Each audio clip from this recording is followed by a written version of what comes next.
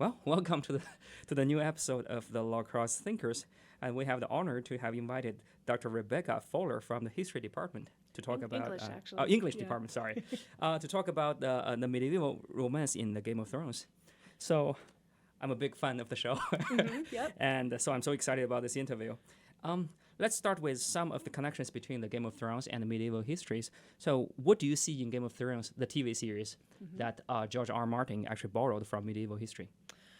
Well, there are a number of things. Certainly, there is some of the political intrigue with, for example, the Wars of the Roses and the Hundred Years' War. So, the Wars of the Roses being the English Civil War that happens in the mid 1400s to the end of the 1400s, where you have the back and forth between the Yorks and the Lancasters, Starks, Lannisters. So we get a very clear kind of connection there that Martin is working with.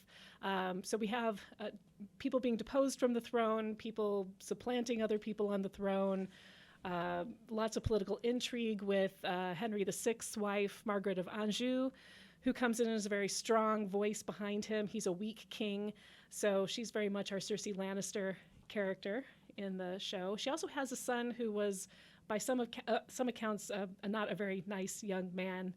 We don't get much from him. He never takes the throne. He actually ends up dying in battle very young. Quick question. What's your reaction when Joffrey died? I wasn't sad. I'll put it that way. It was a shocking death, but I I imagine 100 ways for Joffrey to die, and I was not happy with, but still, like, he suffered. Great. Right. Oh my gosh. Yeah, terribly. Very purple. So Yep. yeah, so not surprising, and especially if you know Martin's work and you know kind of his trajectory, people die a lot. So Okay. we get a lot of that too in the Wars of the Roses as well. So Henry VI, he is on the throne for a while. He's deposed by Edward IV. He is then deposed by Henry again. Henry is deposed one more time by Edward IV, imprisoned and actually murdered in prison. So we get a lot of that kind of political intrigue. We get a little bit of the supposed death of Bran and what's the younger brother's name?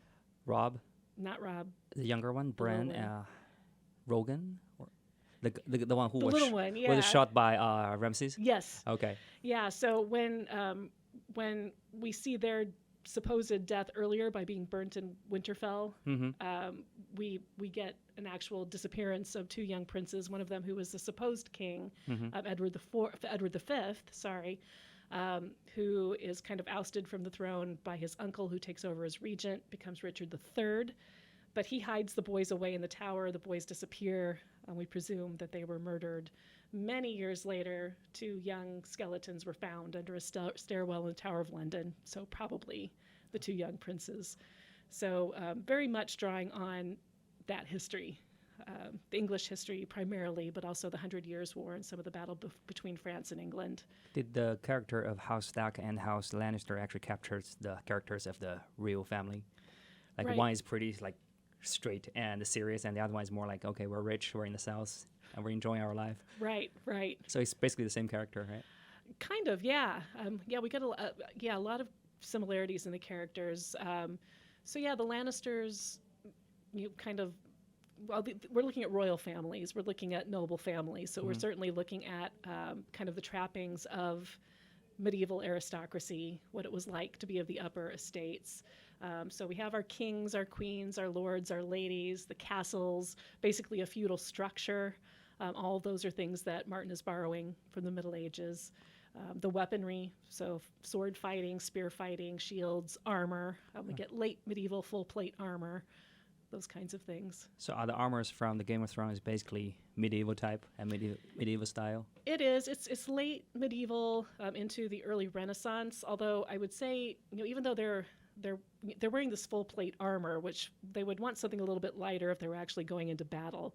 I think, for example, of the King's Guard and the really fancy gold armor that like Jaime Lannister wears, it has the lions on the shoulder plates, that kind of thing. That would be really impractical to be wearing around. Even as a guard? Even as a guard every day. You'd probably have something, you might have plate, but it definitely wouldn't be that fancy. Okay. So this probably would have been something that was more of a tournament or a parade style armor that would be worn on special occasions. I will say, though, about that armor, there is a suit of armor in the National Armory in Leeds in England that actually has those shoulder epaulets. As a lion? Yeah, Okay. yeah. Is it golden? It's I don't think it's golden. I believe it was silver, but yeah, it does have the lion, so it's kind of cool Interesting. to see that. Another thing captured my eyes is when Jaime Lannister was trying to assault Ned Stark, and he was wearing a kind of like a yellow leather jacket. Yeah, yeah. Would that thing also medieval style? Because that thing looks fantastic. It does, yeah. And actually, yeah, they would have worn leather. Leather? They would have worn chainmail, so they probably would have had mail most of the time. And again, the plate comes in a little bit later in the Middle Ages, but we at various different times we see them wearing different things and for different purposes, different things. So there was tournament armor, which would have been fancier and heavier, and then there was battle armor, which would have been lighter and more flexible. Interesting. So what about something else like the families, the characters? Are there like, other than the royal families, do you see any like very typical medieval characters in that show? As far as the history, I think there's some things that we could say are typical medieval families. I think about the well, I don't know how typical this is. I was just thinking too, the first episode I ever saw of Game of Thrones, which was in the first season. But one of the things that really struck me was the relationship between Ned and Arya, which struck me as such a sweet and poignant family situation. And I'd say probably that wasn't too unusual of the lower nobility and of most families where you'd have those tight-knit family units. I'd say probably in the upper echelons of the nobility, you might have less of that, especially between fathers and daughters. But we don't really know a whole lot. Yeah, except what's written, especially in the literature and the histories. We just don't get a whole lot about family life and what that was like. We certainly don't get much of anything about the peasants. So what we do get, we get primarily from things like imagery, so things in calendars and psalters and different kinds of manuscripts that show images of peasant life, such as them working out in the fields, the calendar days, that kind of thing. We get a few things from the registers, different properties and disputes that were settled. We get a few things from, well, actually, really, that's just about it. We just don't get a whole lot about the peasant classes. Interesting. Why watch the show? It seems like the peasant class is really suffering from all these lords and everybody. You can basically go inside the hotel and just kill whatever. Right. The people there and just basically, rip their daughters and just get all their wealth and just leave, and nobody's going to charge you for anything. Yeah, and I think that's where Game of Thrones in some ways kind of diverges, I would say, from reality, where I think things weren't. It kind of paints a very bleak and dismal, this grim, dark world of the medieval period, which things weren't that dark and dismal all the time. People had happy, normal lives, and you could probably sleep in hotels or inns relatively unmolested, or in their rooms relatively unmolested most of the time. So, okay, that's a big relief. Otherwise, I feel like I don't want to live in that world. Right. Yeah, it's not that it was it was pleasant. There was pestilence, there were famines, there were all the things you would expect. But yeah, they led normal lives, just like we do today. What about the belief systems? Like, I think the 7 god system in the Game of Thrones are really fascinating. Yeah. But is it even close to what people had back then? Certainly they're very imaginative belief systems that Martin gives us, but I'd say that they are still rooted in recognizable belief systems. So the faith of the 7 is probably the thing that closest approximates Christianity, in part because it is the religion that most of the people in Westeros follow. It's got, just like how in Christianity has the triune gods, there's the Trinity where you have Father, Son, Holy Spirit. We get the 7, so there are 7 gods that are kind of one God that they worship. There's also, in the old gods, we see a lot of resonances of the earlier pagan belief systems. So You mean the god from the trees? Yeah. Yep. So we get the werewoods. So thinking back to, for example, Norse mythology, where we get Yggdrasil, which is the world tree. Yeah. So I think there's a definite parallel that Martin is making there, as well as to a lot of Celtic pagan belief systems. I'm actually not quite familiar with medieval beliefs. So how big is the effect of the Norse mythology and Norse god back in medieval time? In the early medieval period, pretty prevalent. So thinking roughly 500 to approximately 1,000 in the Anglo-Saxon period in England, for example. We would certainly see them in the earliest stages of that worshiping primarily pagan gods that are very similar to the Scandinavian Norse gods. So, for example, that's part of the reason why in England, or in English, in our calendar, we have Wednesday, Tuesday which comes from Woden, and Tuesday from Tu, and Thursday from Thor. So we have those resonances that kind of carry over from pagan belief. That certainly would have been common to early English settlers from the Anglo-Saxons. This gets supplanted by Christianity when they are Christianized. This happens over time. Some people, especially in the north, are a little more resistant, so it takes a little bit longer. But we see that showing up in particular in early medieval literature. So, for example, in Beowulf, we get the epic Beowulf, which actually has a Christian scribe writing a very early Germanic pagan belief system story.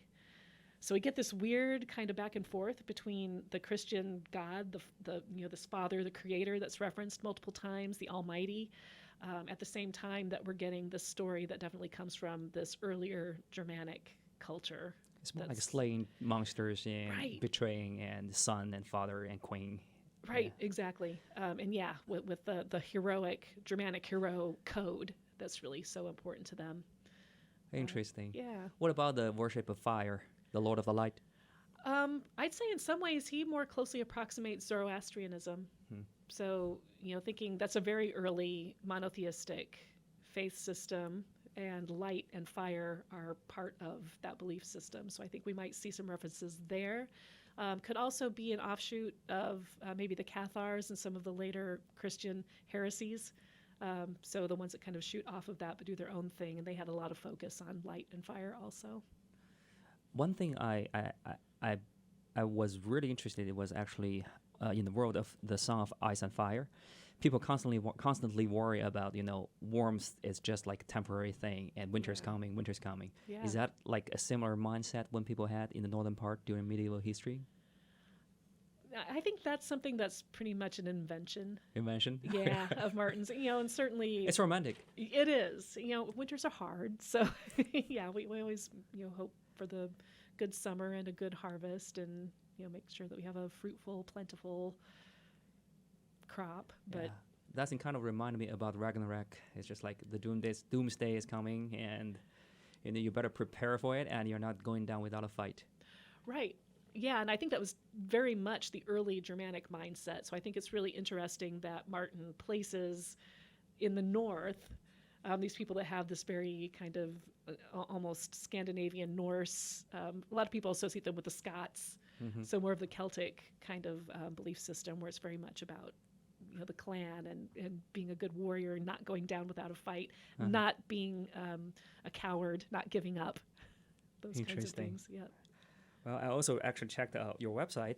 You actually had a working paper, which is Sansa Songs, the allegory of medieval romance in George R. Martin's A Song of Ice and Fire series. Would you mind telling us a little bit what you did in that paper? Sure. Actually, the seasons kind of come into play in that paper because what I'm looking at is in particular how, I don't think Martin does this intentionally, but how he seems to be borrowing some themes or ideas from Northrop Frye's concept of modes. So Frye writes about these different epochs of literary creation that give us different modes of thinking. For example, we get the epic mode that kind of is associated with spring and with the hero who is not human. He's semi-divine. He's better than his environment, all these types of things. But what we really get at the beginning of Game of Thrones is the romance mode. So that epic is actually the Middle Ages, where we get this genre of literature called the romance, which is not to be confused with modern romance novels. What's the difference? Basically, the romance is the story of knights and their quests. So thinking of the hero's journey, which we get in the epic, but now it's transformed into the knightly realm, looking at concepts of chivalry, looking at concepts of courtly love. So there is love and romance in it, but that's not the focus. It's really focused on the heroes, the knights, and their quests. Like more like a King Arthur story. Yeah. So that counts towards like the early Romans. Exactly. Yep. The King Arthur stories are high medieval romance, so the things that you would expect. So it's those types of stories where you get, the knights slaying the dragons, the knights saving the ladies, all those different types of things. Although I'd say even that is much more complicated when we look at the Arthurian world. But what I'm looking at is how Martin begins the series, kind of placing us in that mindset, with the exception of the prologue where we get the White Walkers. So if we cancel that and just look at where he starts, especially with the Stark family, Sansa is very much in love with the songs. She's very much in love with these stories, these romance stories about knights and ladies and this perfect world. It's all idealized. That's Fry's mode of the romance.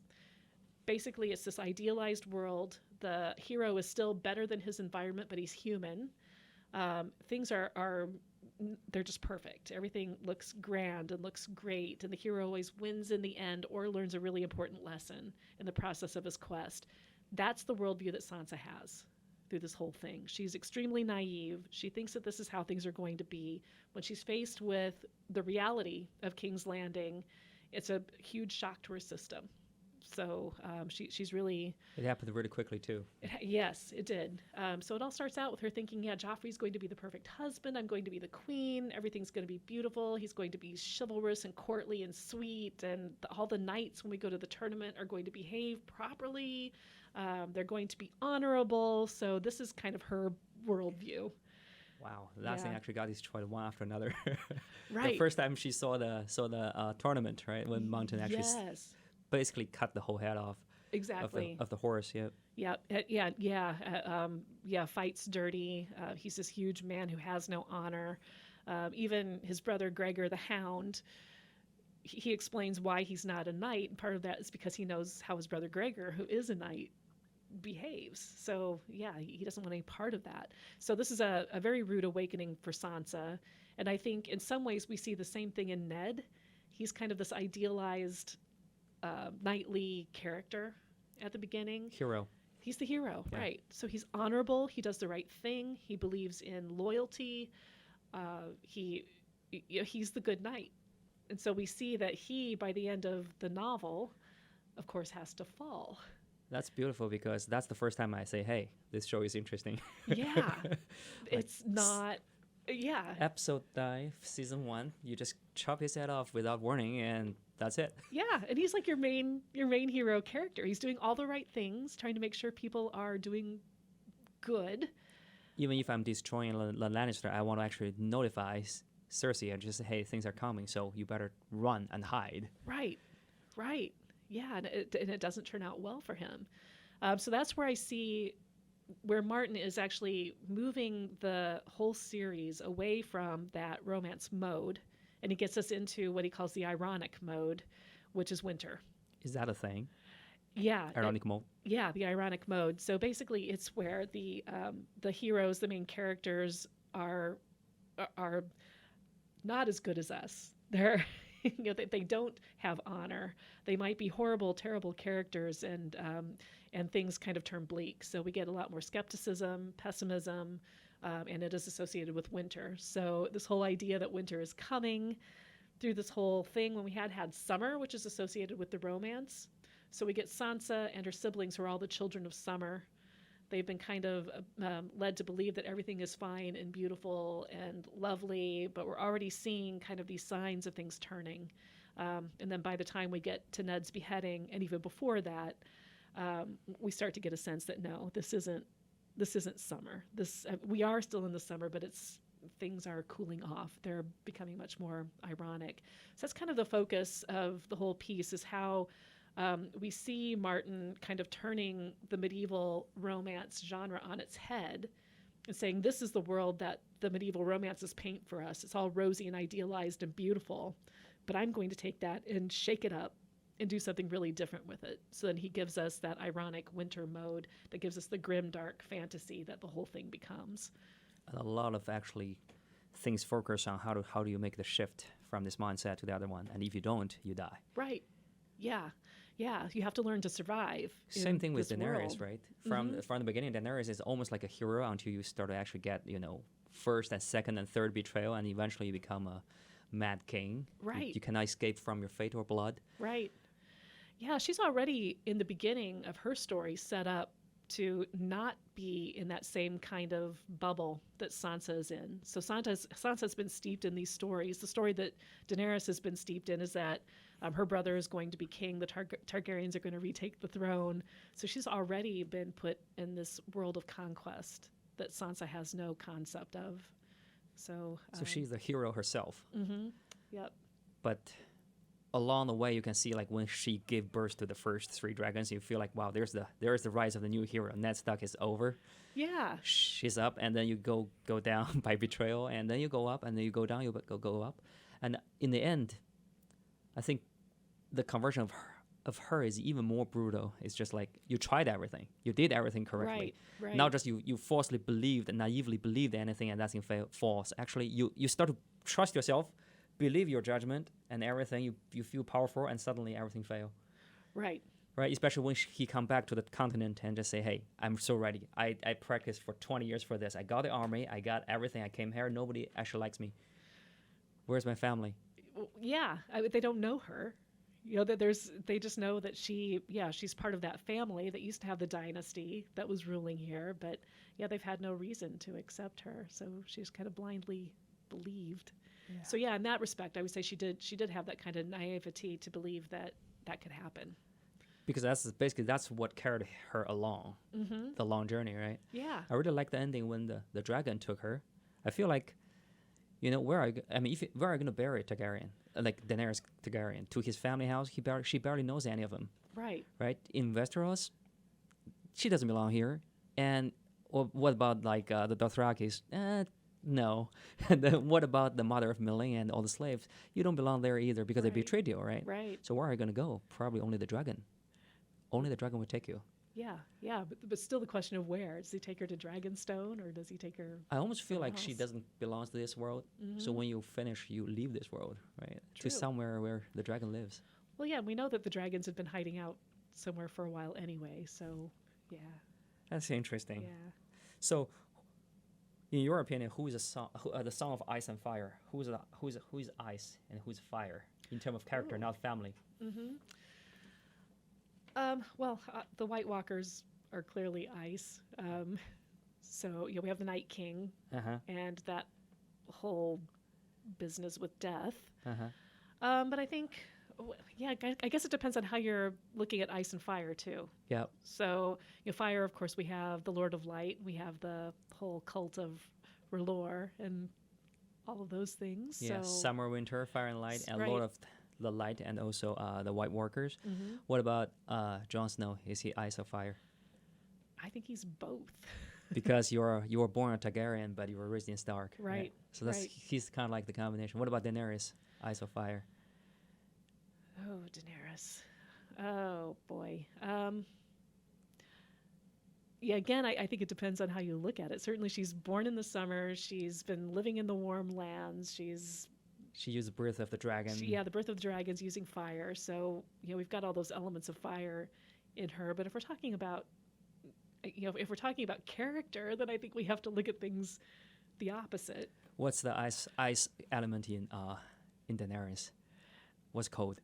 I think it's her ability to turn cold just like that. That, I say just like that. It really wasn't. There was a pretty good build up to. Yeah, that's when people say like, well, you're the daughter of the Mad King. Right. I say, wow, that's probably too shallow. Yeah. I try to, at first I really hate it when they ended it. It's just like, I love Daenerys, and now you give me this. Yep.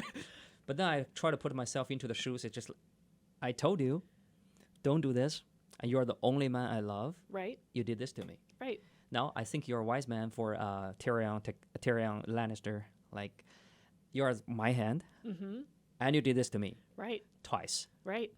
Varys, who she trusted. betrayed her also. So yeah, all these people who betray her. And we saw all along that she had the propensity to get really angry. So we saw it with the when she what are their names? The guy that she fried with his son, with the dragon. Lord Renly. The guy from the Sam Tally's father. Right. Yep, the Tarleys. Tarleys, yeah. Yep. Yeah. Yep. So yeah, during the transport train, and she Dracaris's them. So we've got elements of it early, and even earlier than that, when she's back over the sea, and some of the ways that she treats people who betray her is not friendly.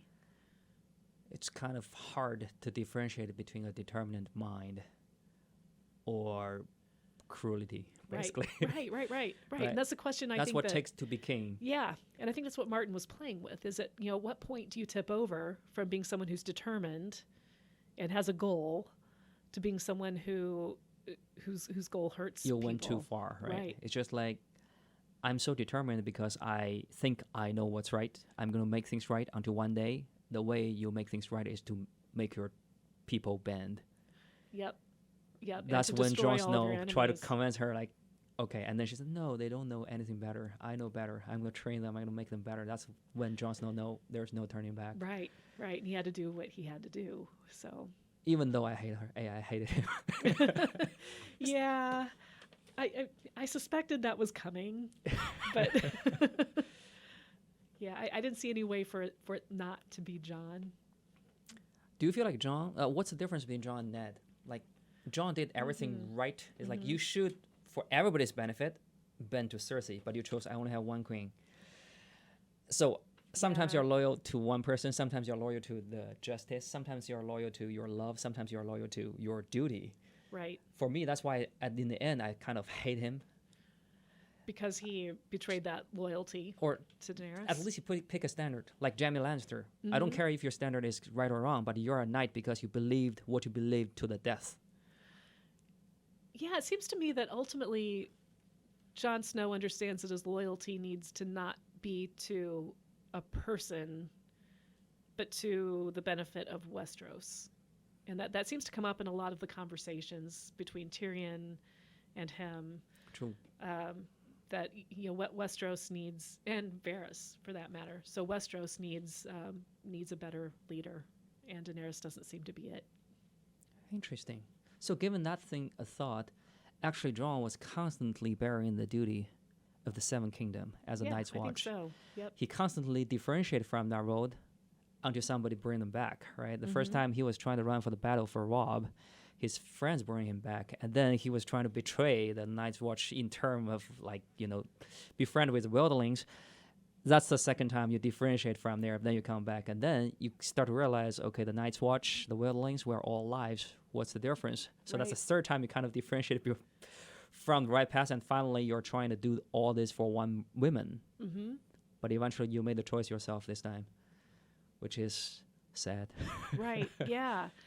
Yeah, always he's having to make the hard choice, I think, because he isn't selfish. That's so ironic, isn't it? Like, he's the last person who wants to make those kind of choices. It's just like, I never asked to be king. Right.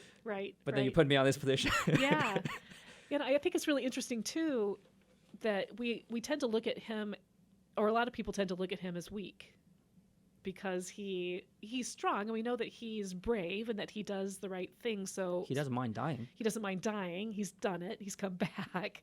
But he's definitely brave and courageous. But I think because it seems like he's having such a hard time making decisions, and because he seems to not be loyal to one thing, he kind of changes sides. I think people see that as weak. But it seems to me that he's always what's going to be the best for the most people. So it's more like a humanized character. It's just like, you know what's right. Right. But the right decision is always hard. Right. So it's okay if I hesitate a little bit, wait a little bit until I can finally make the call. Right. Interesting. But so who you think, under whose rule you think the House Stark has a better future, Sansa or Jon? I think Sansa is more decisive. But I would fear that she would have the potential to tip over into tyranny too, if she doesn't manage to keep her past in check. So if we see the trajectory of these other female characters, this is one of the things that can be kind of annoying. We see these female characters who, because of their past and because of how they've been treated, end up becoming tyrants. So we have Cersei who does that, and we have Dany who does that. And it almost seems to me at the end of the television series that it's setting Sansa up to have the potential to be that too. I do think the fact that she is comfortable and fine with just being the ruler of the North suggests that maybe she's able to put that in check. But it concerns me a little bit. She's the one who's bearing the Stark mark, right? It's almost right, like all right. the males are gone. Jon is in Night Watch, and Arya is clearly gone. Right. And she knows the duty, and she's doing it. Actually, I think she actually see everything from her father's point of view. It's just like, we need to be good to our people, to our families. Mm-hmm. Like, Jon Snow is not that strong. It's like, as long as White Walker is, we're fighting White Walker, I don't care about who's king, who's what, right? So Sansa's kind of pretty strong on that. But I think, I remember the moment she sees Jon Snow and say, hey, people love you. And she knows actually, I almost feel like I was actually have a feeling like Sansa is going to kill Jon at a certain way. It's just like, this is what Littlefinger told me. Yeah, to do for the better good. Yep. And I don't have to be the stronger one with force, because we just need to kill one people. I was afraid that she's going to do that. But then I feel so relieved because I really like her. Yeah, I do too. Yeah, and I think she has one of the strongest story arcs, which when I wrote the article, the book chapter. The songs. Sansa's songs. Of course, we weren't anywhere near these last couple of seasons. I had no idea where she was going to end up. I did know some of the things that happened to her along the way, her marriage to Ramsay Bolton, some of those things. So I already knew some of her darkest moments. Her manipulation by Littlefinger, all those things are in the book so far. But I found it really fascinating to watch her story arc and to see where she ended up and to see how she actually took some of that pain and hardship, and it hardened her. So we get this kind of forging in the fire. She becomes steel, which I think is why she recognizes that Jon is a more likable face, more acceptable than she is. Partly because she's a woman, but also partly because he has that rapport with people. I'm glad she actually supported that. It's like, hey, Jon, you will be the king, and I will advise you from my side. Right. That was really a big relief. Right. Plus, like after you're saying like she becomes stronger. If you think about it, for all the female characters, she's probably the strongest. I think so. Right. She was not born with like power like Cersei. Right. Was queen at a very young age, and Arya basically took the the easier route. Even though you fight, you die, but it's like you're just single-minded. You don't have to worry about anything except for your feelings. Right. Sansa is the one actually need to worry a lot of things and take the duty and do the hard work. Interesting. So, yeah, I don't know. I just, what do you think about Tyrion? He's one of my favorites. So yeah, I love Tyrion as a character. I actually, honestly, like him better earlier and in the books. When he was like a wise man. Yeah. Because in the end, I say, like, wow, you're the smartest dwarf in the Seven Kingdom. You never made a single right decision. Right, yeah. After season 4 or 5. Yeah, and maybe that's why, is because it seems like they kind of, at least Dany kind of undermines him. She doesn't trust him. He gives her some bad advice. He's human. He's making those mistakes. But in the early part of the season in the books, I just loved him. The fact that he was a reader. And as a literature person, that really appealed to me. The fact that he knew that he was an outsider and he embraced his outsider status, and he made it a part of what made him big in some ways. There's I teach, as you know from Hannah, who suggested that I do this. I teach Game of Thrones in one of my Gen Ed Lit classes. And one of the things that I look at really closely is power in the novel. But looking at the scene, this is early on when the king and queen's retinue all comes to Winterfell to ask Ned to be the hand. And we get this scene where Jon and Tyrion are talking, and Tyrion is giving Jon advice about being a bastard. Bastard, yeah. Yeah. And we get at the end of that scene, Martin painting such a beautiful picture of Tyrion walking out the stable door, and he's backlit, and his shadow makes him look like a king. And that's what Jon is seeing. It's a Jon point of view chapter. And he's seeing Tyrion looking kingly and looking like something other than this monstrous dwarf that he's made out to be in so much of, by his family, especially by Cersei. Especially like Jon is probably the only one of the few ones will just listen to what Tyrion has to say to finish and then realize how strong the soul is, right? I remember there was a line in the trailers, it's just like power is shadow. Even a little man can cause a really big shadow. That's exactly Tyrion, right? Yep. And that's that exact scene from the novel, the first novel. And also, like, I like the way he walks in and slapped Joffrey on the face. Is this okay? That's not only he how to say, he knows what his strength is. Right. He spent all his life just say, hey, whatever weapon I have, it's gonna be book. It's gonna be my knowledge. Right. So I polish that thing. I wait for the right moment, and until he become the hand of the king, he did a lot of great improvement. To the situation. Just have it snatched away from him. And also when the war, which is I don't understand. Like, wow, like your father really hated you. Like if I were Tywin Lannister, I see a son tried so hard on this, and he's a Lannister. I mean, at least he deserves something, right? Right. Yeah. But that's so sad. It is. Yeah, just terrible. And his father hates him because his mother died giving birth to him. That's almost like just like a firm belief. No matter what you do, I won't change it. I'm only letting you live because you're Lannister. Yep. Yeah, he did all the dirty work. And he even questions that because Tyrion is a dwarf, so he can't possibly be his son. That's so sad. It is. That's why I become a little mad when he, in the end, he started actually making these random suggestions. I say, hey, why can't you just be consistent and be the wise man? Then I would really like you. Right. Yeah.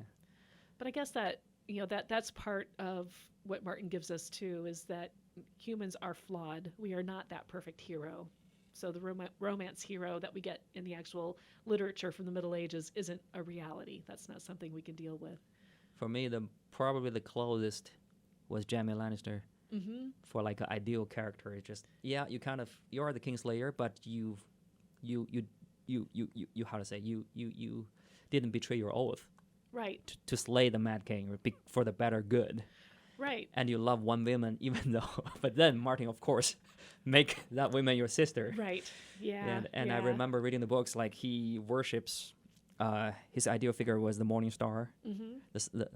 Like he's probably the only one who really took the oath of the knights seriously. Right. Who actually earned a really bad reputation. The whole book. Yep. Yeah, just because of the choice he made. Well, and also the fact that when Robert Baratheon and Ned Stark come into the room, he's sitting on the throne. Yeah, so, from like our side, we love Ned Stark, right? We think Jaime Lannister is just a cocky, arrogant, jerk. But then, once you know his story, you kind of feel like Ned Stark and Robert Baratheon are kind of bully because you just hate Lannisters. Right. So whatever I do. Yeah, it's just the first couple of seasons of the TV show so closely parallel the novels. A majority of the entire first novel is from Stark family perspective. Yeah. So they're really set up as being the family. We do love Ned, and we see things from Ned's perspective, so we may not view Jaime fairly in that moment. So I really like actually George Martin actually did all this kind of story building up until one day they tell you, like, why did I slay the Mad King? I don't even bother to explain because who's going to listen? Right. And he only did that thing when he was almost unconscious, when he was in the bed. And Branny was the only one who heard it. That was beautiful. Yeah, yep. Because almost I see it from the beauty's point of view. Is just like, I always wanted to be a knight as a female. And every single knight I see is crap. And this is a guy who I hate so much. Yeah, and then they form that bond. And he's actually a knight. He's actually a knight. He's real. Yeah, and he has of course, he has the biggest redemption arc until he turns at the end to go back to Cersei. But to me, that seemed like the appropriate ending for Cersei and Jaime. Jaime has to die we're twins. Right. We live together, we're born together, we die together. Yep. And in the end, no matter how strong Cersei is, you basically look for Jamie's shoulder, and Jamie says, "I'm here." Right. So that was powerful. It was. And it rehumanized Cersei, too, because she'd become so inhuman in so many ways. She completely lost empathy and the ability to feel for other people. And I think that rehumanized her again in that moment. Or you can think about, like, even for Cersei, which is so hateful, she lost his 3 sons. Right. Yeah. Like, how are you supposed to be, like, what's your purpose for living on? Right. When all your As a children are queen. gone. Right. All the heirs are gone. Yeah. She Seems like the only thing keeping her going up is her pride or her fear of Daenerys who's coming. And even the fear is coming. She is still trying to fight against it with pride until one day she just say, hey, the dragon's flying and I'm losing, so let's run. Yep. And the only 2-person loyalty to me was Corbin, the scholar, which is an evil scholar, and Mountain, who doesn't even know how to speak human words. Right. Yeah, he's been made into a monster himself, so yeah, all he knows is hate and following commands. That's such an interesting family about Lannisters, the 3 kids. Like, especially when I see, like, Jaime Lannister released Tyrion, and then Tyrion ended up releasing Jaime. Yep. And it's just so great. It's just seeing, like, I remember several good moments. That means that tells how strong the scene is. The first one was like, Tyrion was trying to go into a fight, how to say, the fight trial for his innocence. He named his brother and say, send him a pigeon, he's gonna come. Right. Like, no matter how far it is. I say, wow, you believe your brother that much? And then Jaime actually released him from the prison. Yep. And then even forgave him after knowing that you killed our father. Right. And then Tyrion come back and see Jaime charging through the dragon before he does it. And Tyrion knows, right. Run, fool, run, right? Yeah.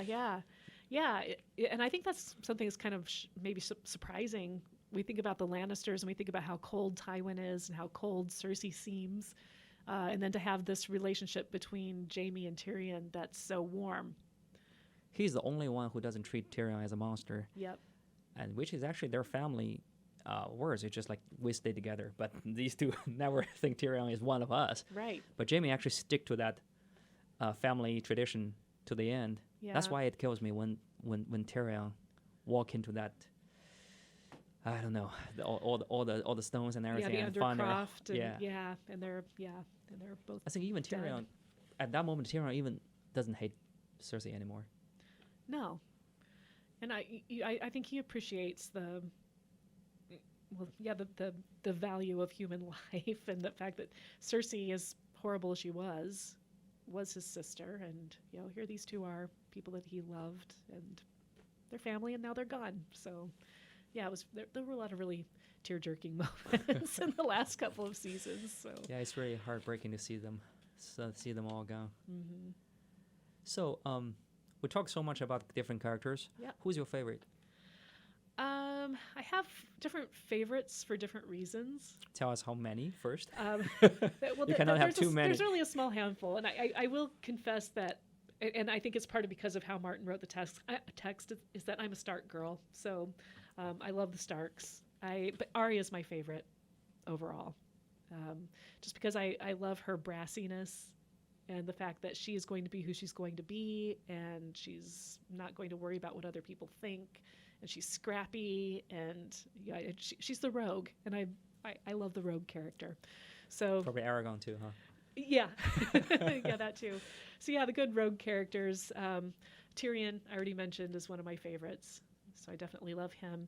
I love Sansa for different reasons, and that's primarily because of what I was seeing in her as a young, naive girl who had this dream about what life was going to be like in King's Landing as a lady, as a queen, and then she has such a huge story arc that I think is one of definitely the biggest in the whole series. So I really love her as a character, especially the growth of her. Yeah, a long time. I don't think Arya changed that much.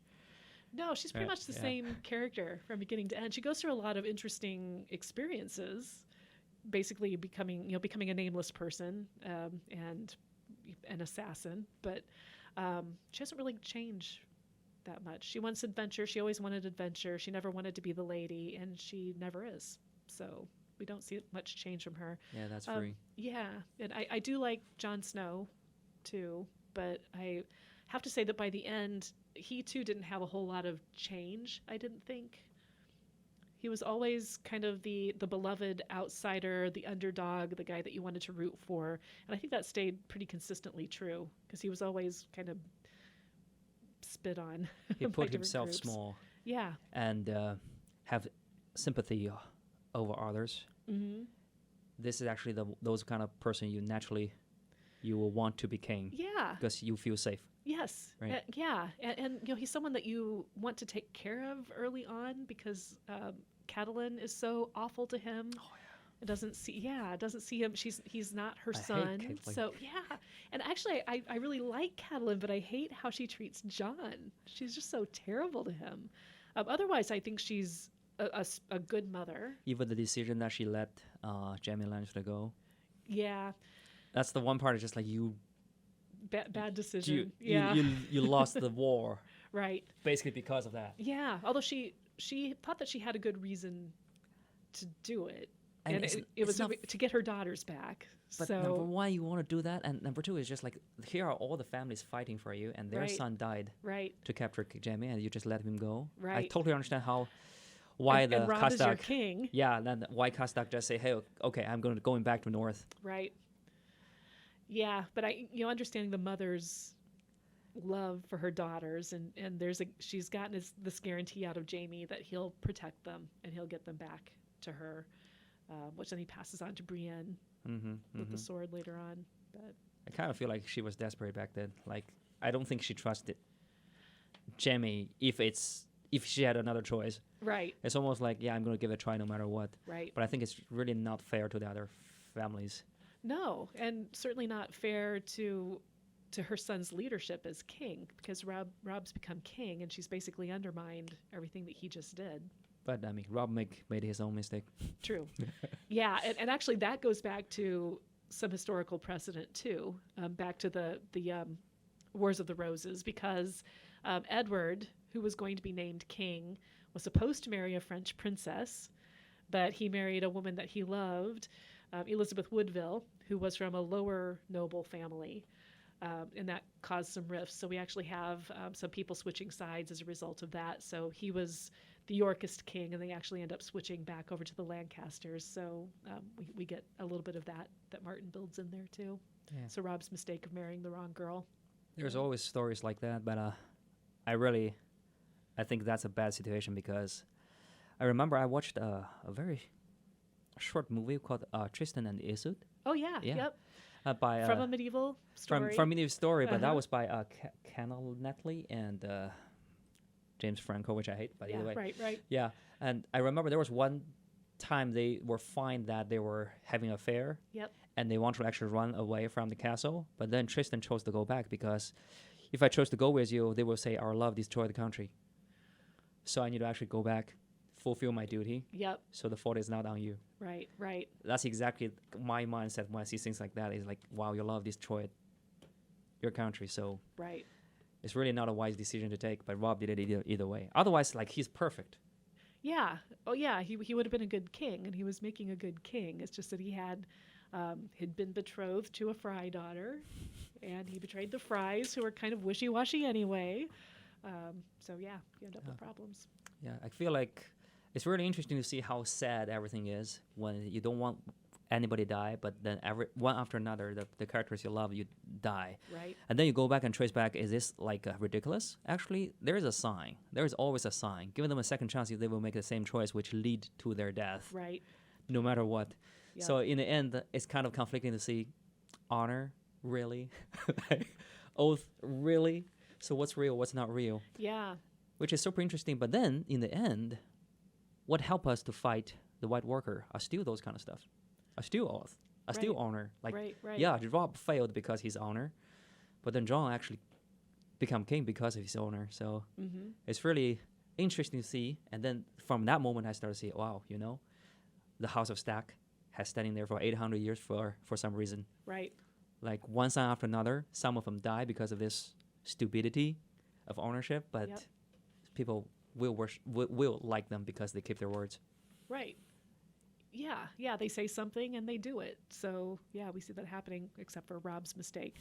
but we see that happening over and over and over So, again. which is also like his loyalty to another word he said to a girl. Right. So it's Right. kind of like two oaths. Which one you want to value? Yep. It's almost the same with Ned Stark, right? It's just like you take an oath from John's mother, and you keep that thing for life. Right. No matter how harsh, like when Robert says this, is like, I could not believe like Ned Stark has a bastard. It's just not possible. Even your wife is actually your brother's wife, Yeah. right? Kathleen yeah. was originally married to Brandon Oh, right. until Right. Yep. yeah. So, and you married Kathleen. Kathleen, is that actually a appropriate thing to do back in medieval? It might have been problematic. We get, for example, Henry VIII, who marries Catherine of Aragon, who was first married to his brother Arthur.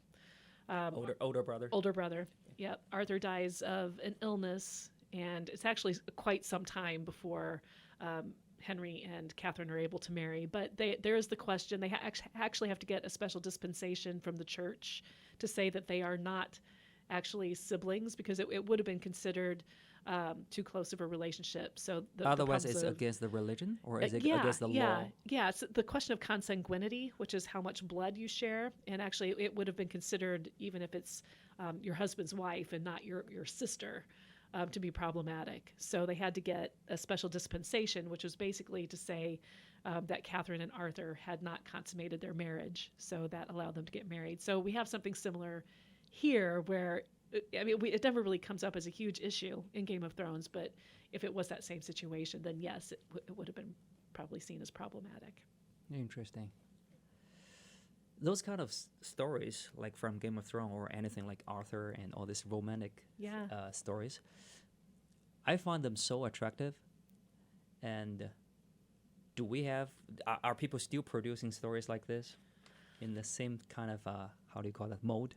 So yeah, I'd say that we, in the world that we live in today, where we maybe find those kinds of stories a little too naive. I think we have a different version of them, particularly in fantasy and sci-fi. So I think we still get the fantastical elements that we get in those stories. So we still have knights fighting beasts and doing the right thing. I think we. So just sorry to interrupt. Yeah, so yeah. is fantasy also like a key element for romance? Yeah, we usually get some supernatural elements in the romances. So we get things like sorcerers and sorceresses. We get Merlin, for example, in the Arthurian legend, which... Excalibur. Right, we get Excalibur, so the Lady of the Lake, who we see this hand coming up out of the water with a sword, the pulling of the sword from the stone. In fact, in the Arthurian legends, Arthur cannot, at the festivals when he has everybody gathered, he cannot eat his meal until he's seen a marvel. So always have to have some kind of a marvel that appears before they can sit down to dinner. Usually at the Feast of Pentecost, which is when they get together, or the New Year. So, yeah, so the magic is always there in these texts. Interesting. Yep. Yeah, please go on, like the romance stories nowadays. Yeah, so I'd say modern fantasy is the closest we get to that. And I'd say, in fact, it's a direct offshoot of these medieval romance tales. So we definitely get the hero's quest. Oftentimes we get a very Arthurian type of character who doesn't realize that he is born to be the king. So he is raised fairly humbly.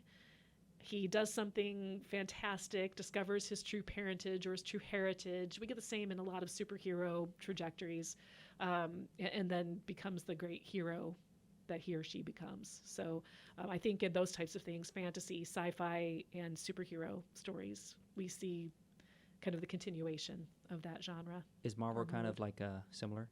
Like the Marvel? Oh, Marvel. Superheroes? Yeah. I'd say so. Is it more sophisticated compared to the medieval ones, or is it more naive compared to the medieval ones? I think it's got much more of the ironic in it than the medieval ones. So where in the medieval, where everything is idealized, certainly there are the conundrums and the struggles that the hero has to overface. There are bunches of tests and things that they have to go through to complete the quest. Now we get a much more jaded worldview. And I think partly because we just have so much history behind us, but also it's just because of what's fashionable. But we tend to have things that are a little bit darker. I think in particular, a lot of things in the Marvel universe are pretty dark. But yeah, even DC, you think of Batman. Batman's pretty dark. Batman is really dark. Yeah. He's one of my favorite heroes, and The Dark Knight is actually one of my favorite movies. So I really like how Christopher Nolan set up the whole story. Yeah. Yep. It was great. Yeah. So it's in fantasy terms, there's a term for that. It's the same with Martin, the grim dark, which is this world that everything is pretty bleak and there's not a whole lot of hope, that kind of thing. So that's actually something in the class that I taught, that we kind of looked at these other types of fantasy genres that try to have this turn kind of back toward the positive. So someone last year or the year before coined the term hope punk. So it's this thing where hope becomes a weapon in a way. So we're looking for things that are more hopeful, more positive. We understand that the struggle is continuous. We may never fully overcome it, but the struggle continues. So we keep trying to make things better. So the struggle become a constant theme, right, compared to there is an end to the story. Right. And it's usually not good in the grim dark world where everything is dark and nothing is positive. When did that thing actually start to show in the history? I think we started to see some more kind of hope punk. Well, it might even be as early as Tolkien, but I think there's been kind of a turn in the last... Is Tolkien kind of like hope punk? He's kind of hope punky. Yeah. Can you elaborate on that, especially, is it in The Lord of the Rings or some other books? Yeah, I'd say if I look at The Hobbit, for example, just thinking about Bilbo and, he's kind of that naive character who has the hero's journey and he learns a lot about himself on that journey. Things are grim and scary for a lot of that journey, but then things turn out positively for him at the end. He gets back home. People are generally okay. But I'd say the same is true for Lord of the Rings, where we get Frodo and his storyline. He has those moments where there's the potential for him to slip into this darker space, but it ends up, he gets home and things end up positively overall. Luckily. Yeah, luckily. So yeah, I think Tolkien tends to be more of what we might see as a hope punk type of character. And then there have been more current, in the last several years, more fantasy novels that have been more hopeful than they had been for a while, where everything was really grim dark for a while. That's really interesting because I almost feel like you talk to kids about those kind of naive, good stories. People say, wow, this is childish. Yeah, yeah. Right? Even for very young age kids, they're going to say, wow, there is something dark after that. Like everybody talk about the prince married the princess, but nobody talk about what after. You're right. Right. Yeah. So is it a good thing or a bad thing for kids to know so much, so deep, or even stop believing naive stories? I think kids need space to just imagine positive, happy things. At the same time, I think about what folk and fairy tales used to be like, although I'd say that they were probably, even when they originated, more for adults than they were for children. But you think of like the Grimm's tales and those kinds of things, they usually had very dark endings. They weren't happy. They were meant as cautionary tales. We can use the term Disneyfication, and that makes it sound like it's all too sweet and saccharine and sugary, but there are actually some positive things that come from that kind of positive ending, that kids get the message that things can work out okay. I think you need to make sure that you're balancing that to make sure that they understand, things can turn out okay. They don't always turn out okay. Interesting. Yeah. I grew up pretty independently by reading some hard books, so I never got a chance to look at those kind of characters until I'm really, like, I wouldn't say old, but like 12 or something like that. And I can totally, I totally miss that when some people can talk to their kids and say, hey, in this situation, what will Captain America do? I just wow, my whole childhood just doesn't have that. I never ask myself, what will my child hero do? Right. That's why I see actually the positive part and everything, just you want to keep this figure pure. Mm-hmm. And even for the struggle, like who wants to talk about the divorce of Captain America or anything, right? You can save that thing for later. Yeah, I think, where it could be positive is if a kid is actually going through that in their family. Especially, yeah. That's how, do you feel like it's almost how they learn how to deal with family relationships or brother, sister, sibling relationships and everything? Definitely. I think that's one of the beautiful things about literature and about text is that most people can find themselves somewhere in a work of literature. And if they can see how the heroes or the protagonists, the main characters of different stories, work their way through different problems, it can really be helpful to help kids or even adults understand how to do something similar. So yeah, I think this is a little bit different, but I think, for example, of another book chapter that I have that's on a lay, which is basically a song. It's a romance song called Sir Orfeo, which is kind of the retelling of Orpheus and Eurydice, where Eurydice is lost in Hades and he has to go back and take her. But it's put in this Celtic worldview, so it's actually the fairy king who abducts Eurydice, who is the wife, and Orfeo has to try to find her. But there's this whole moment where he spends 10 years, 10 years isn't a moment, but there's this period of 10 years where he's in the woods, basically grieving this whole time. So I think of how, in this paper that I wrote, how this little story is basically giving us the processes of grief. So he goes through these different stages, but how she also goes through them, because she's taken once by the fairy king, brought back and told to tell her husband Orfeo that the fairy king is going to come and take her and there's nothing he can do about it. So it gives her the time to process, almost as if someone who has a terminal illness might process through their grief, and then how Orfeo as the survivor processes through his grief. So I think that there are ways that literature can do that, can help us work through some of those moments in our lives.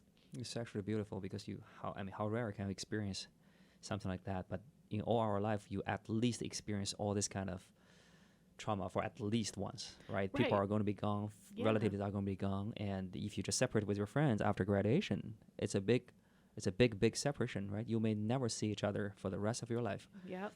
Not many people realize that, and then they just realize it overnight, and then that's become devastating. Yeah.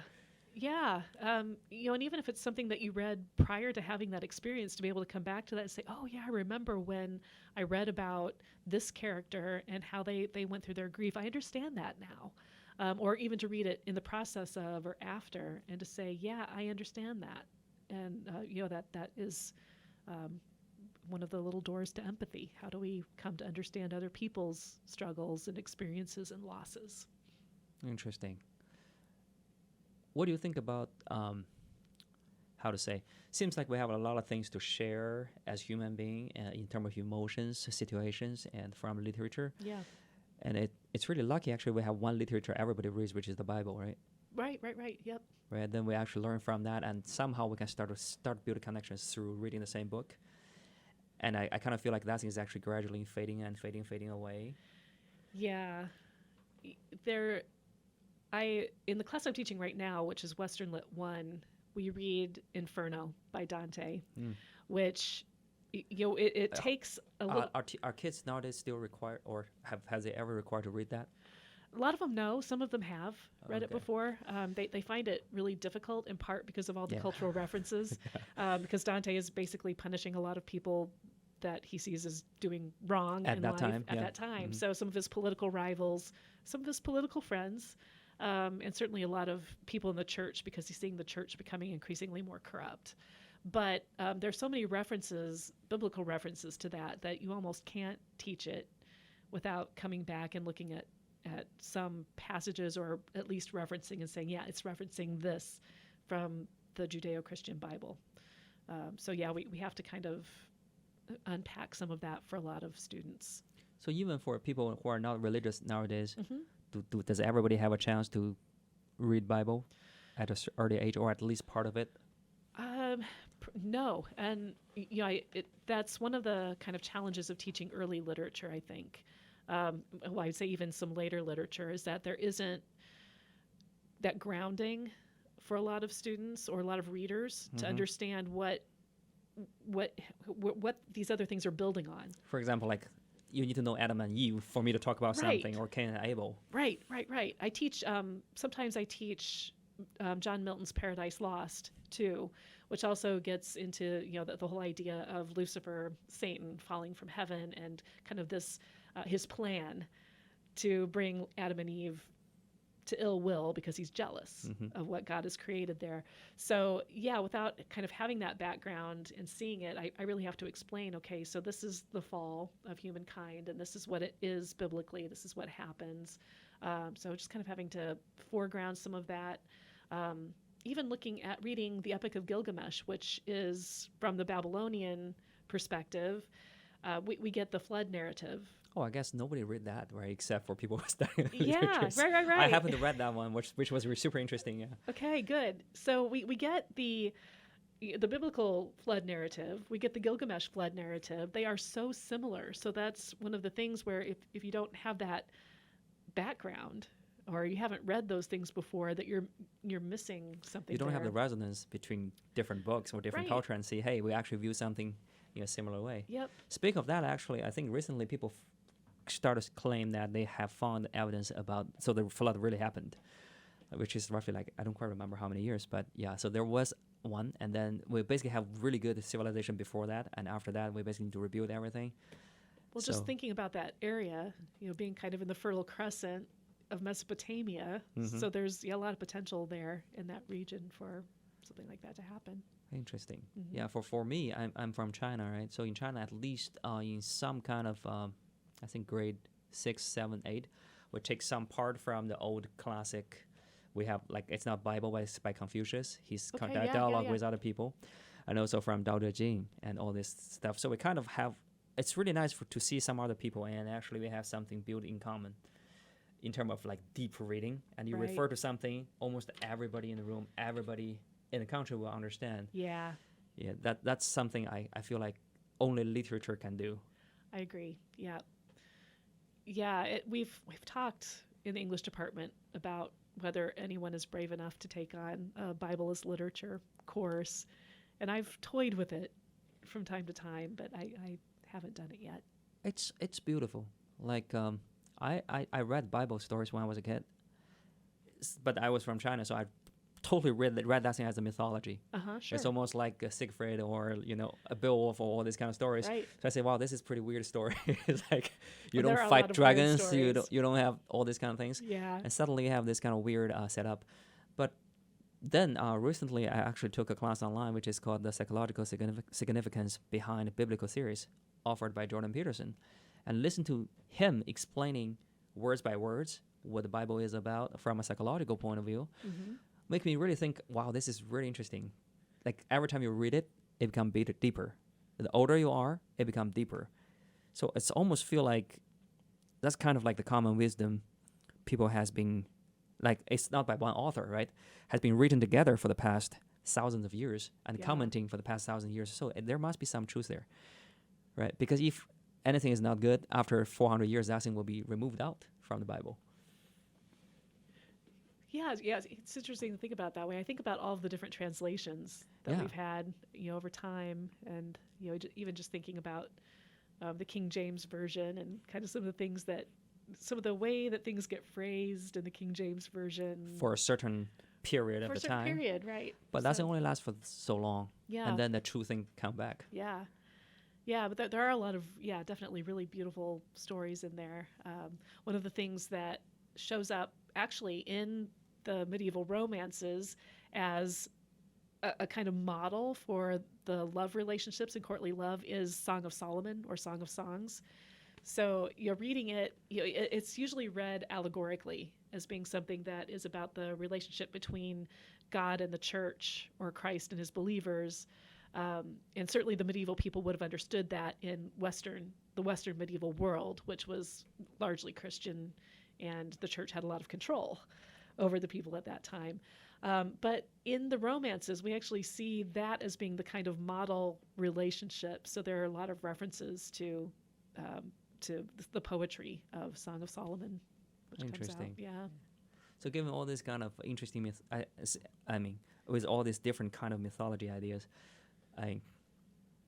which ones do you like the most? Like northern mythology, or like Greek mythology, like Mesopotamian mythology? I think it's all fascinating. I think for me, what I would like to know more about and that interests me the most is Celtic mythology. Same here, yeah. Yeah. I really like everything from the North Europe. It seemed like so, I don't know, I just find the idea of Ragnarok so interesting.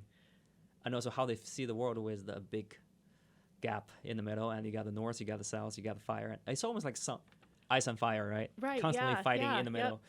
And then I also like the idea about Odin, who is like half human, half elf. And I remember, I don't remember where I read it, but it's just like the reason Odin is so strong is if you're a god, you're perfect. You never grow. So because you're a half elf, you can always be better. So eventually, you know, if something is increasing and you have a constant from a mathematical point of view, eventually we become bigger, right? So I really like a lot of settings, and also like the settings of Valkyrie. Yep. And actually, yeah, we was that Cartwright Center? Yeah, Cartwright Center. We have the Hall of Valhalla. Yeah, Valhalla room, right? I actually started to ask people, like, do you know why it's named the Valhalla? A lot of people don't know. No, yeah. Which you should know, because since we already named that thing Valhalla, right? Yeah, yeah. You should feel honored when you walk in. Yeah, exactly. You've been invited to the halls of Valhalla. That's such a bad thing. Yeah, and I think, for me, like in Welsh mythology, there's some really interesting things. I'm really fascinated by Annwn, which is basically it's the world of fairy, but it's also the land of the dead. Avalon? It's similar to Avalon, yeah. So Avalon is it's potentially kind of a bastardization of the Welsh Annwn, which is spelled Annwn. Yeah, it's a nice Welsh word. But that same kind of idea. So yeah, when Arthur is taken to Avalon, he's basically taken to the land of the dead. Why do you like that idea, the unknown? There's something beautiful about it because it's not viewed, death in this sense isn't really viewed as a horrible, terrible place. And, might in some ways be likened potentially to like a Christian heaven, but it's also not unlike, I'd say in some ways, the idea of the Greco-Roman underworld, where you get the various different places in the underworld, some of them positive, some of them negative. Like you get the Fields of Elysium, which I'd say is similar in some ways to Valhalla. So these kind of positive places, but Valhalla had a purpose, right? You're preparing for Ragnarok. Right. Does Annwn have a purpose? It doesn't seem to have that same kind of a purpose. So it's like an endless afterlife. Yeah. You can explore with a big land. Yep. Interesting. Yeah.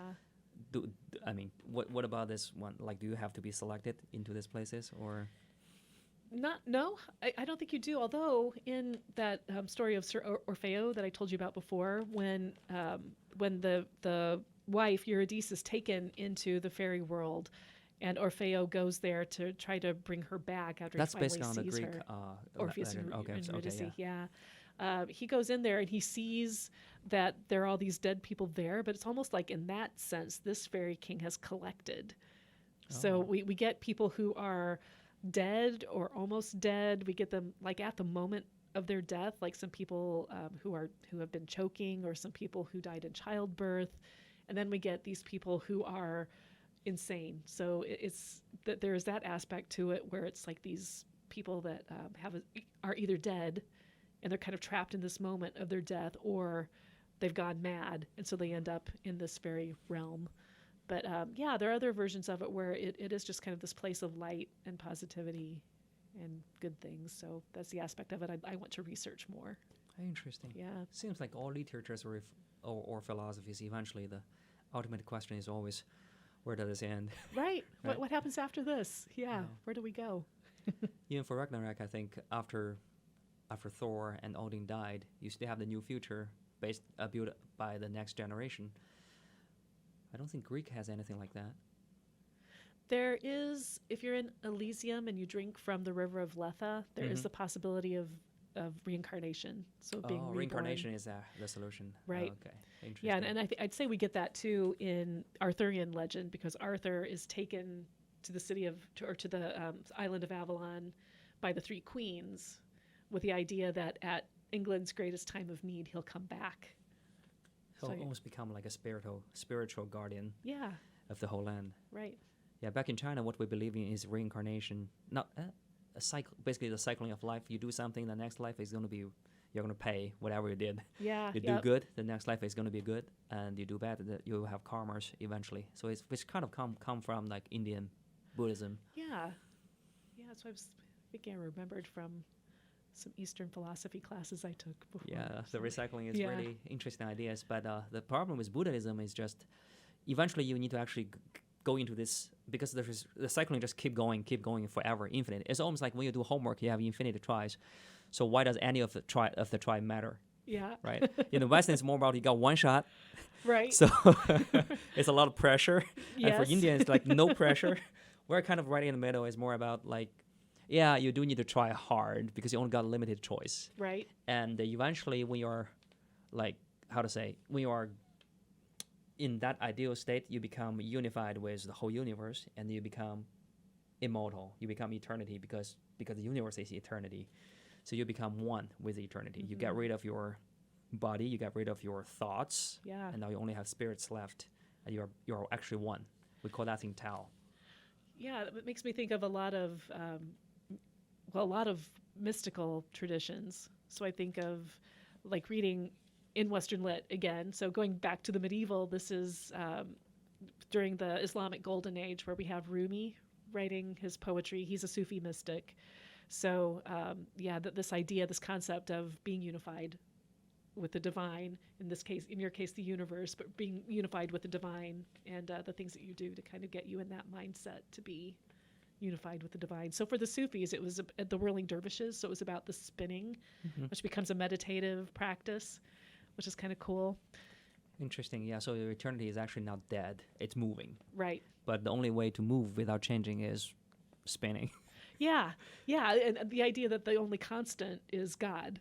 Yeah. So it's the one thing that remains the same. It's Everything almost else like is moving. how to say, everything need to have a reason, right? But this A cause B, then what cause A, and eventually you need to have this kind of self-explaining being, which is like, I'm the reason I'm here. Yeah. And no matter it's Western or Eastern, that's where God is. That's the definition of God, actually. Yeah, but at the same time, and this is true in Christian mysticism too, at the same time, you want to lose the self, that the self is no longer important. The I is no longer important because you become kind of subsumed into the divine. So you're not constrained by your body anymore. Right. Because that's going to only give you Right. sin. That's going to only give you desires. Yeah. Get rid of that. The and spirit. Then the next one is get rid of your wisdom. Yeah. Because who are you to judge? What do you know? Right. And eventually finally become unified with the deity. Yeah. Okay. Yeah. Interesting. Yep. One way or the other. I guess that's the ultimate question. I don't know, about Song of Ice and Fire. It doesn't give me a strong feeling the same as when I read the Northern Europe mythology. That is, it's beautiful and deadly at the same time. Yeah. It's like it's really hard for me to say it's sad or happy. Like that's like if you go to Greek, right? It's always like, yeah, almost happy, and then you did something dumb. Yeah. It turns out you're the son of Zeus sometime. Right, Yeah. right, But for right. Northern, it's kind of that theme always. It's just like, I don't know, it's happy or sad. So what's your feeling about this? I don't think it's either happy or sad either. I think there's some elements of horror in it. There are elements of beauty in it. So, I'm trying to think of, I'm thinking of the sublime, that there's almost this element of the sublime in those things. Interesting. Yeah. So the sublime is that thing which is horrifyingly beautiful, and I think there's something to that. Interesting. Yeah. Sometimes when you push things to that level, even death itself, if you just look at it, it has a beauty of coldness. Yeah. Right. Right. Interesting. Well, we hit the an hour and 20 mark. I just feel like I want to go on and on, but I think I don't know. We prepared this for medieval women. Oh, right. Yeah. We didn't talk much about women. Yeah. But tell us something interesting about women in Middle Age, which means we mean medieval age. Right. Not middle-aged women like myself. Yeah, the first time I saw like middle age, I say, wow, women in 40. Right. Yeah. So some things about women, I guess, understanding hierarchies, understanding status, expectations. I know you had some questions about all of those things on the questions that you sent like the me. power. For example, when I watch Game of Thrones, like Catelyn is really powerful. Like you can make decisions. Yep.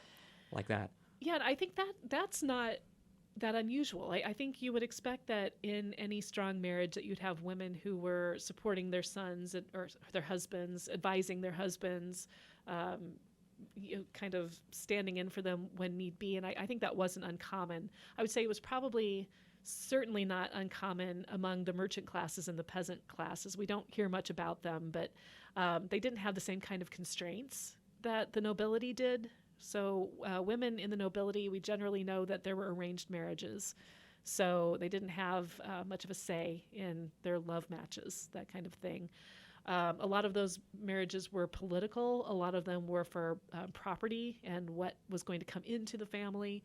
So, that they were kind of constrained by that, which might have meant certain things about their relationships and, how much authority they had. At the same time, we see even among the nobility and the royals that there were a lot of really strong women. So I think, for example, of Eleanor of Aquitaine, who was Henry II of England's wife. Before she was married to Henry, she was married to Louis VII of France. Theirs was not a happy marriage. She was actually able to get a divorce and marry her lover, Henry. So we saw her, for example, when her son Richard the Lionheart went on the Third Crusades, standing in as regent and ruling England for the time that he was gone. So some women that are pretty strong. At the same time, most women of the upper classes there wasn't a whole lot for them. They were educated, so they were able to have a certain level of education. They could have children, of course. They maybe in some ways ran the household or ran the properties, and it would depend, I would say, on how high up they were in stature. Mm-hmm. Probably for the lower nobility, that they would actually have a little more connection with their children, that kind of thing, and not have so many servants around, that kind of stuff. For the merchant class, we know that there were women who took over their husbands' businesses when they died. There are women who serve as brewers, who serve as woolers, so wool traders, that kind of thing.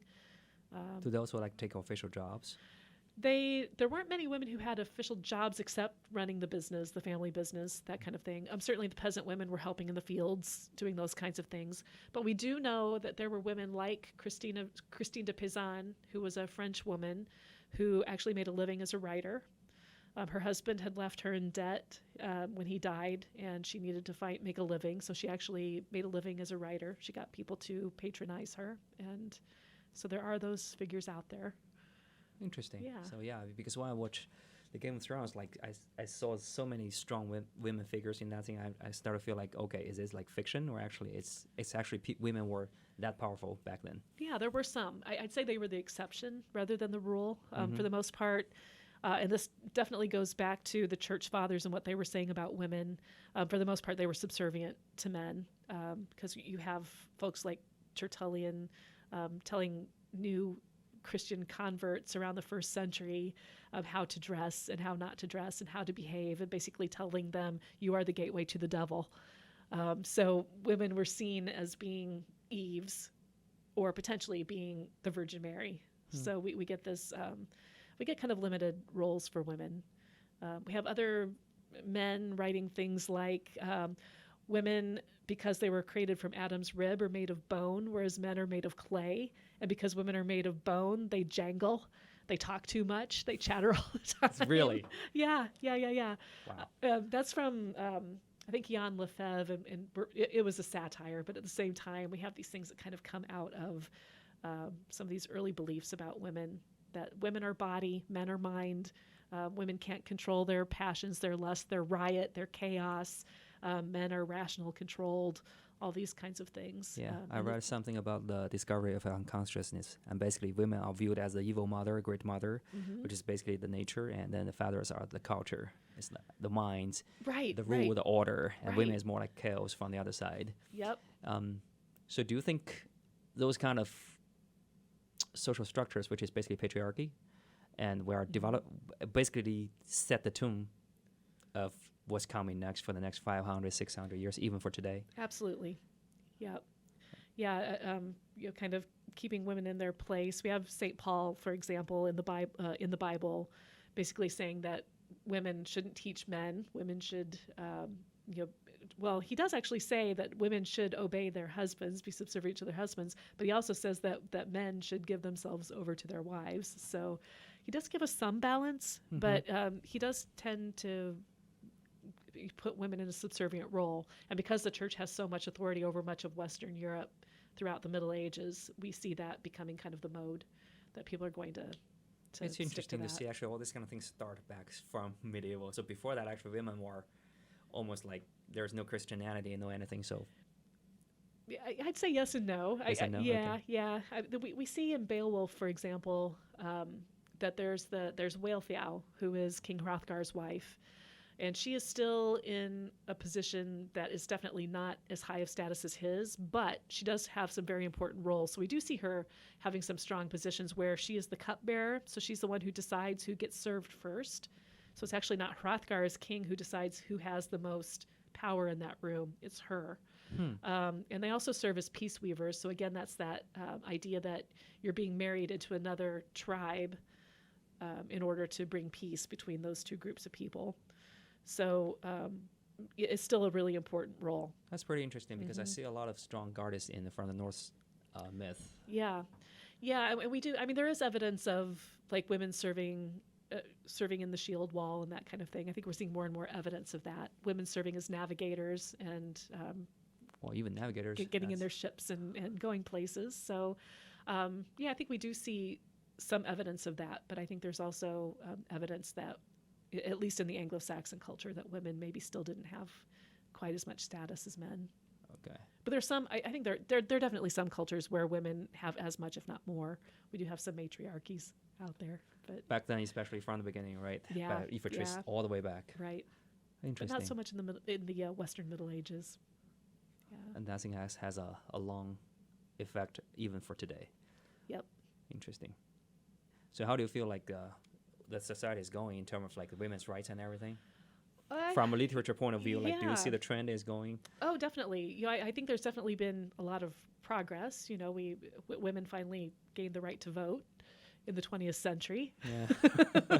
So, Took a while. Took a while. I think that there is progress, but there's still a lot to be done. And I know that's been one of the criticisms of Martin's work and of the television series Game of Thrones is, sexual violence toward women and how often that appears in the novels as well as in the television series. And I think it's important to recognize that still happens. When you have a pretty significant percentage of women, everybody knows at least one woman, if not many women, who have been sexually assaulted. Mm-hmm.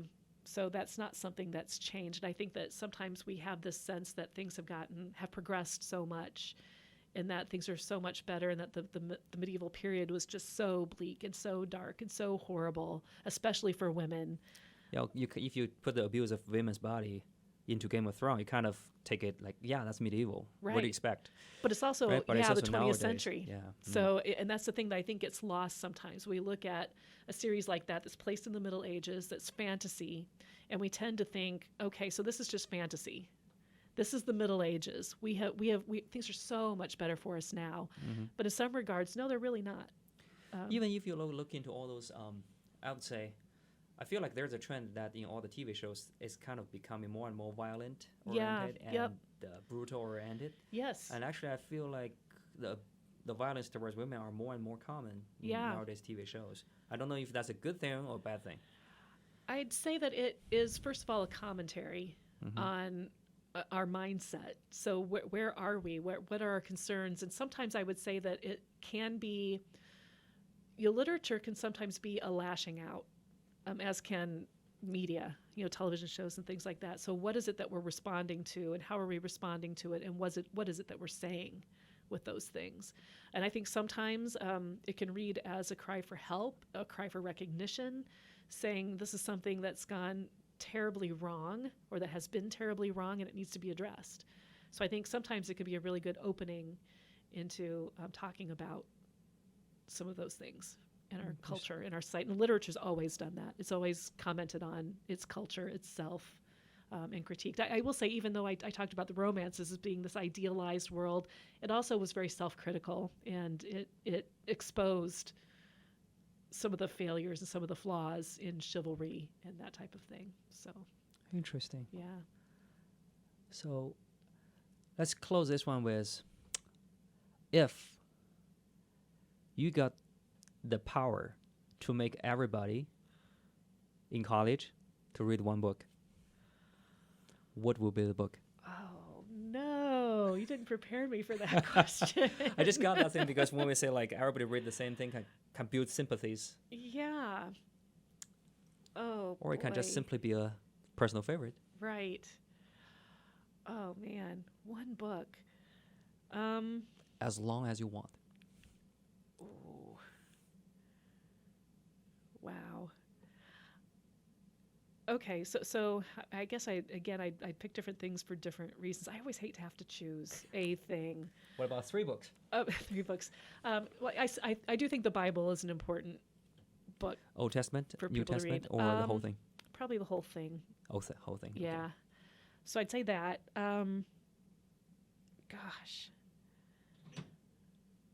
I'd say a personal favorite. This isn't, I don't know if this is something that everyone should read, but it's one I'm going to be teaching next spring, is something like, even if it's not, Neil Gaiman's Neverwhere. It is kind of an urban fantasy that takes place in London, but it really has a really fascinating and beautiful commentary about homeless people and people who are generally overlooked. Is it modern? The book? Yeah, it actually takes you to a London that nobody knows exists, but it's basically about those people that are invisible, the homeless people that nobody sees, but it gives it this interesting kind of fantasy spin that happens all in the subway systems and underground in London, where there's this whole other life happening. Interesting. But, I would definitely check that out. Yeah. So I just think, books like that, even if it's not that particular book, but books that can maybe take you through an avenue or a channel, the kind of a fantasy channel, but talk about really serious issues. And everybody probably has one of those books that they've read. Interesting. Everything was Asimov. Yeah. Yeah. Sci-fi stories. Yep. Cool. Well, I would definitely check the book out. And thank you so much for joining us. Yeah, That was a lot of fun. Yeah, it was fun, Son. Thanks a lot. Thanks.